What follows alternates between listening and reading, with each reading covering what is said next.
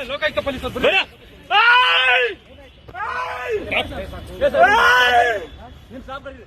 इस वीडियो में एक पुलिस इंस्पेक्टर को कई वरिष्ठ लोगों ने पकड़ा हुआ है। यहाँ पर पुलिस इंस्पेक्टर चीख रहा है, चिल्ला रहा है, बार बार नहीं कहता हुआ नजर आ रहा है। काफी मशक्कत करता है और वरिष्ठ लोगों के चंगुल से बचने का प्रयास कर रहा है, लेकिन इसके बावजूद वो नहीं बच पाता।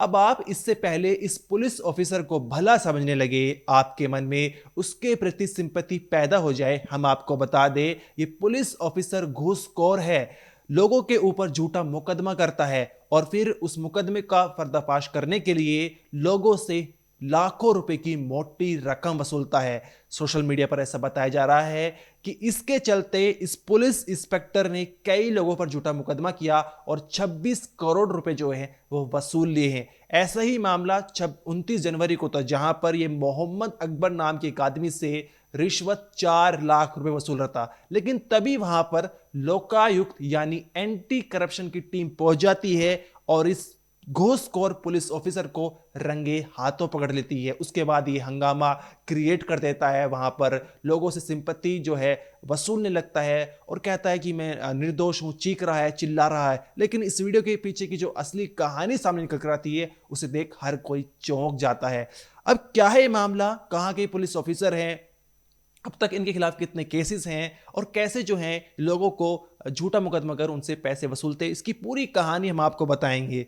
लेकिन इस वीडियो में आपको यह भी जानने को मिलेगा कि लोकायुक्त यानी एंटी करप्शन की जो टीम होती है वो जब किसी भी रिश्वतखोर को रंगे हाथों पकड़ती है तो एक वो एविडेंस के तौर पर सबूत जो है वो कलेक्ट कर लेती है और उसी सबूत को वो कोर्ट में जज के सामने पेश करती है, जिसके चलते रिश्वतखोर को जमानत नहीं मिल पाए। और ये जो एविडेंस कलेक्ट करती है लोकायुक्त की टीम वो एक बहुत ही साइंटिफिक तरीका है, उसको आपको जानने को मिलेगा, एक आपको एक नई जानकारी प्राप्त होगी, उसको हम आगे वीडियो में बताएंगे। लेकिन सबसे पहले आप जानिए कि क्या है पूरा मामला। ये जो है कर्नाटका की राजधानी बेंगलुरु के एक पुलिस स्टेशन है, केपी अग्रहा पुलिस स्टेशन। यहां पर ये police officer police inspector Govind Raju जो है वो तैनात है। अब यहां पर एक मामला सामने आया था जहां पर मोहम्मद अकबर नाम का आदमी के खिलाफ एक धोखाधड़ी का मुकदमा था। अब ये धोखाधड़ी का मुकदमा ये सच था या फिर ये केस भी जो है वो गोविंद राजू ने एक झूठा मुकदमा मोहम्मद अकबर के खिलाफ कर देता ताकि उनसे एक मोटी रकम रिश्वत के तौर पर वसूल सके, इसकी जांच होनी चाहिए। अब इस मामले को लेकर जब मोहम्मद अकबर के खिलाफ धोखाधड़ी का मुकदमा हुआ तो इंस्पेक्टर गोविंद राजू ने उनसे कहा कि मैं तुम्हारे केस का पर्दाफाश कर दूंगा और तुम्हें जो है वो आसानी से जमानत भी दिलवा दूंगा, लेकिन उसके लिए मैं 5 लाख रुपए तुमसे लूंगा। यहां पर मोहम्मद अकबर ने 1 लाख रुपए गोविंद राजू को दे भी दिए थे और 4 लाख रुपए 29 जनवरी को देने थे। लेकिन उससे पहले जो है उसने लोकायुक्त की टीम को जो इन्फॉर्म कर दिया, बताया कि केपी अग्रहा थाना के एक इंस्पेक्टर गोविंद राजू जो है मेरे से 4 लाख रुपए 29 जनवरी को वसूलने वाले हैं। और ये जो पूरी प्लानिंग है, फिर यहाँ पर लोकायुक्त की टीम एक तरह से अपनी नज़र टिकाए बैठी थी और जैसे ही गोविंद राजू ने मोहम्मद अकबर से पैसे कलेक्ट किए, तुरंत जो है वहां पर वरिष्ठ अधिकारी पहुंच जाते हैं, हाथ पकड़ लेते हैं। 4-5 से आप देख पा रहे होंगे एक वीडियो में, और यहां पर पुलिस इंस्पेक्टर गोविंद राजू जब चीखने लगते, चिल्लाने लगते हैं, एक हंगामा जो है वहां पर क्रिएट कर देते हैं और अपने आप को निर्दोष दिखाने लगते हैं। लेकिन जैसे कि हमने आपको बताया कि इस वीडियो की सच्चाई बहुत ही खतरनाक है। अब इस मामले में पुलिस ने इंस्पेक्टर गोविंद राजू के खिलाफ एंटी करप्शन एक्ट की गंभीर धाराओं के तहत मामला दर्ज कर लिया है। अब जब इस मामले में पुलिस जांच कर रही थी तो पता चला कि इस इंस्पेक्टर की 26 करोड़ रुपए की संपत्ति है, जो इसी तरह से गोविंद राजू ने लोगों के ऊपर झूठा मुकदमा दर्ज कर और फिर उस मुकदमे का पर्दाफाश करने के लिए, लोगों को आसानी से जमानत दिलाने के लिए 26 करोड़ रुपए जो उनसे रिश्वत के नाम पर एक एक करके 26 करोड़ रुपए वसूल लिए हैं।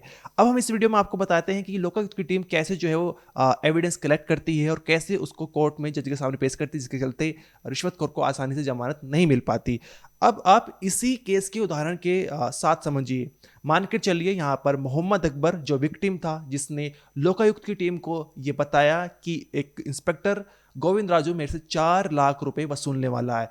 अब यहां पर लोकायुक्त की टीम जो है जिन नोटों की गड्डी, जो note Mohammad Akbar police inspector को देने वाला था, उन नोटों पर एक केमिकल पदार्थ लगा देती है। लेकिन ये जो केमिकल पदार्थ है वो पानी की तरह होता है, कोई रंग नहीं होता, लेकिन जो उसका असर वो है वो नोटों पर लग जाता है। अब यहाँ पर इस केस में आगे बढ़ते हैं।